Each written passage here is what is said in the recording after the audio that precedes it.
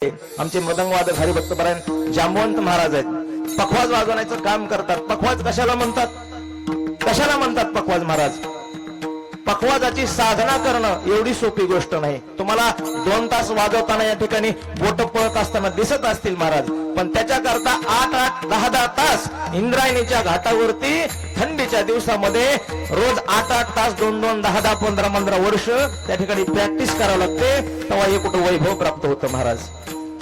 आता मला सांगा, तो पखवाज आहे, लाकडी पखवाज आहे महाराज. इकडच्या बाजूनं जनावराचं कातड आहे. कशाचं? जनावराचं कातड आहे. त्याला गट्टे लावले ते सुद्धा लाकडी आहेत, पण बोट मात्र कशाचे? रक्त मांसाचे बोट आहेत. कशाचे? रक्त मांसाचे बोट आहेत. त्या चामड्यामधून विठ्ठल विठ्ठल बोलण्याकरता, त्या चामड्यामधून विठ्ठल विठ्ठल बोलण्याकरता त्यांना रोज आपल्या रक्ताचा अभिषेक करावा लागतो. तेव्हा तो मृदंग विठ्ठल विठ्ठल बोलतो. हे काय